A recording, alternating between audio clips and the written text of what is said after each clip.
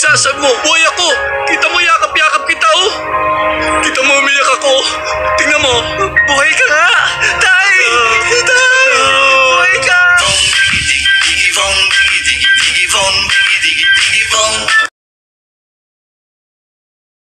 Kakayanin po natin. Hindi po tayo uunlad kung wala akong tulungan. Anumang panahon, Hindi ko yan pwedeng pabayaan.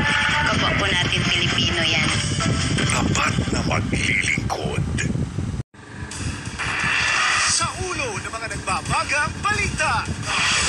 Socoteco 2, tiniyak na walang brownout dulot ng power shortage lalo na ngayong tag-init. Bagong solar power plant sa Gensan. Pinasinayan ang detalye abangan.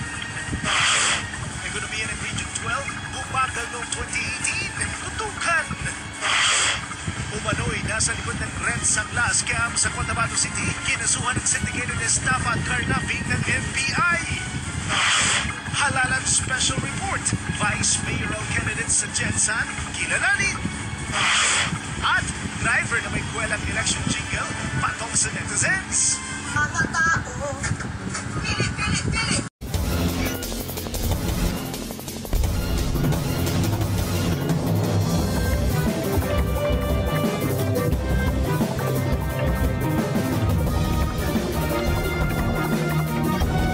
Mula sa ABS-CBN Soxargen News Center, narito na ang TV Patrol South Central Mindanao.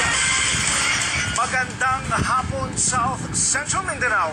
Tiniyak po ngayon ng Socoteco 2 na walang brownout sa kanilang franchise area ngayong sobrang init ng ating panahon. Pero yan po ay kung walang masisirang malalaking planta ng kuryente. Ayon sa Socoteco 2, may sapat na reserba ng supply ng kuryente ang distribution utility.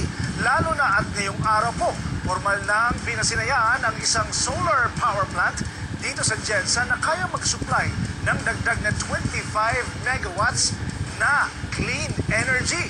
Narito ang report. Hindi may tatanggi na dito sa Gensan talagang mainit ang panahon.